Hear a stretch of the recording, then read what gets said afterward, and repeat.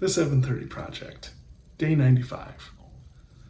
Well, my pretties, I had a great conversation with my partner this morning about several different things. One of them is about her wanting to get a website started for her work, like her personal work, doing things in a slightly different way than she's been doing up to this point. And so it's really exciting to hear like what her vision for that is, and I can help in practical ways about getting the website set up and the social media and all that to get her message out there. Although, truth be told, and she's well aware of this, that I am still working on getting my message out there. I've had a website for a long time, and well, this project alone, I've been putting this out there, and it's interesting, like Instagram, for example. I've never gotten past a certain number of followers to my 7:30 Project account, and I think it seems like that's where most people are seeing these videos, is on Instagram, and they're also on YouTube, getting very little traffic there. And the number of followers on Instagram is very small at this point. And sometimes I'll lose one and then I'll gain one. It's happened a couple of times, lose one, then gain one, but I've never been above this certain number. So I'm working on getting my message out there as well. But also we had this talk about,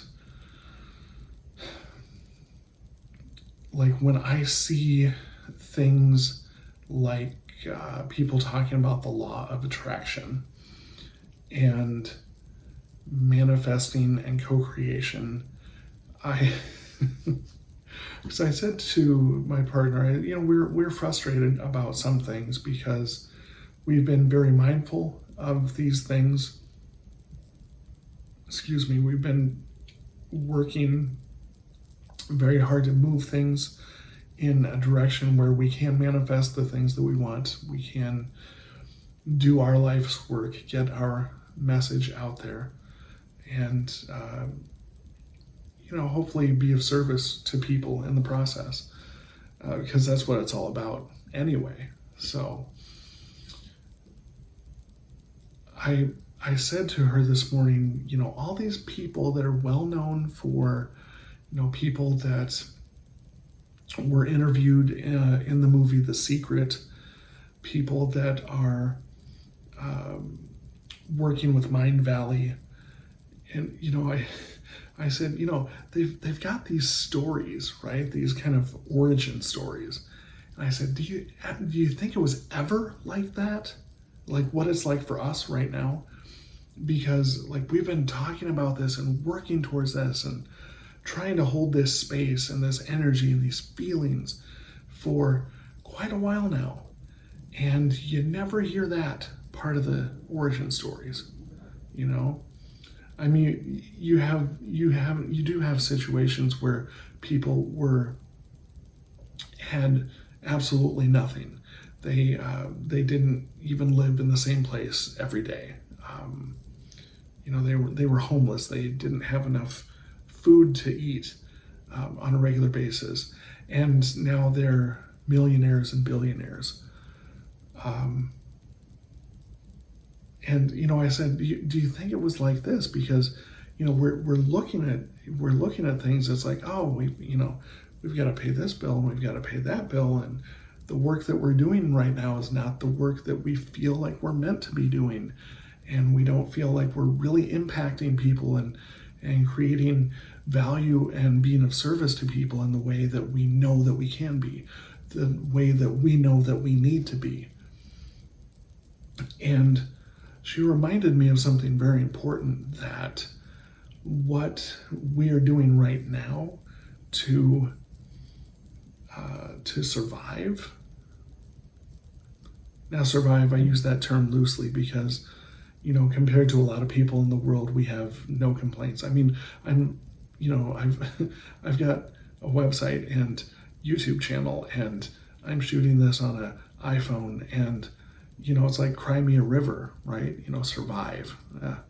It's a relative term, I know, but I think about, like, sometimes this has been a hard part of this journey for me, is that sometimes I think, well, if I am to be a spiritual being of service to others, then I need to not only be humble, but the material things should not matter to me at all. But then I think about a quote by Andrew Carnegie, Carnegie Hall, and I know some people say I pronounce that in a funny way, but my understanding is that that is the correct Scottish pronunciation of the name. And the universities and everything. Andrew Carnegie said something to the effect of, the more I am, the more I can give. So I figure, why not be a spiritual person? Why not be a humble person? But why not be financially well off so I can help others in bigger ways? Why not, right? Making sure that my immediate family is well taken care of, but also being able to extend that energy, because that's what money is. It's energy. Being able to share that energy with others in important ways. So the conversation this morning was a reminder for me that what we are doing right now is not all that we are. It's not all that we are meant to be. It's what we are doing right now, doing what we need to do. And it's tough for me because I get very, it's kind of funny to say, because I do have an attention deficit diagnosis, and yet there are times when I become so singularly focused on one thing. It is, and now that I think about it, I think it's because of the ADD that it's very hard for me to shift my attention and stick with it. So, like, sometimes I get so narrowly focused on one thing that it's hard for me to shift my attention to other things that need to be attended to, which can cause challenges sometimes. But my partner reminded me this morning that we do what we need to do to keep a roof over our heads, to keep food on the table, the basic necessities of life in the modern world. But at the same time that we work very hard to make sure that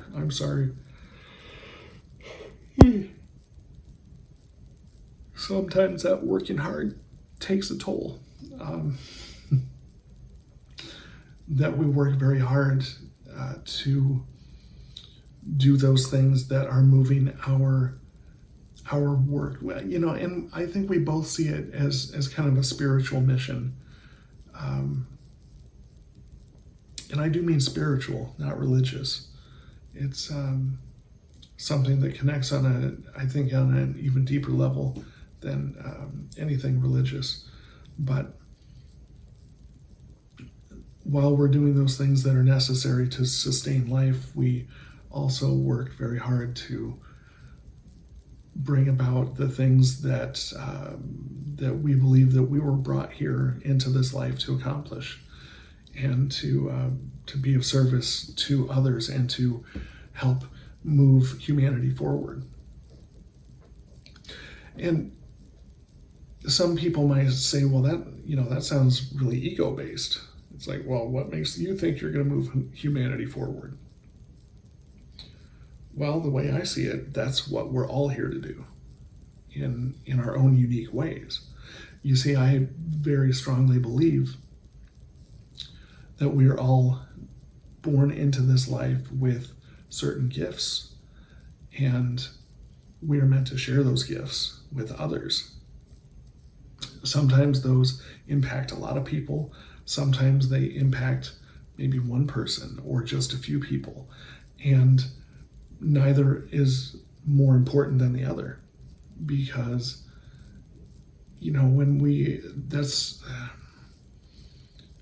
I say this all the time, that when we don't share our gifts with the world, then the entire world misses out. And we may never know the impact that we have on each other, or on other people, and that's okay too. I used to remind my vets of that. I worked for the Department of Veterans Affairs in a VA medical center for a year, in an acute mental health unit. And so you would have people that would come in with mental health issues, but you'd also have people come in that were struggling with addiction to one or more substances. You would have people come in with suicidal, sometimes homicidal ideation. And that's one thing that I would remind them when, and this would be in like one-to-one conversation, sometimes, maybe 2 or 3 at most. But I would say, look, we all have something to offer. We all have something that we're meant to share. And if that is, if that's a positive impact on one person, that's amazing. If it's a positive impact on more than that, that's great too. But it's all important, right? And I guess I really needed that reminder this morning during that conversation. That we do what we need to do now so we can do what we're meant to do. And we don't stop working on either one of them.